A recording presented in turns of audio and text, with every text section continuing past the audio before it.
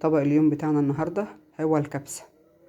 متكون من ايه؟ معايا نص كيلو رز بسمتي، ومعايا فرخة كاملة. انا دلوقتي حطيت مادة دهنية، بصلة اهي،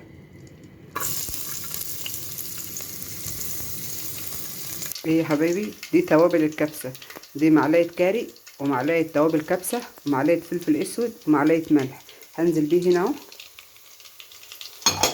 على البصل اهو. بعد كده ايه؟ هنزل بالفراخ.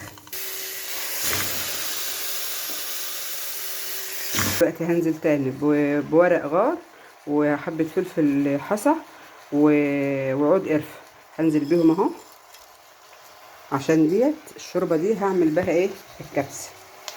انا حطيت هنا نص معلقة كركم، لان الكركم حلو وصحي اهو. هشوحها كويس جدا، هنزل عليها بمية مغلية.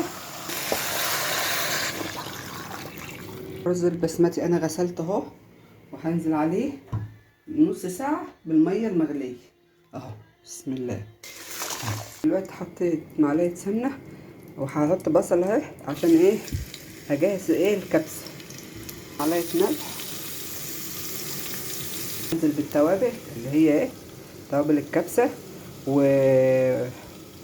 وكاري وليمونة اهي، وهشوحهم الاتنين مع بعض. وانا هاخد شوربة من هنا اهي.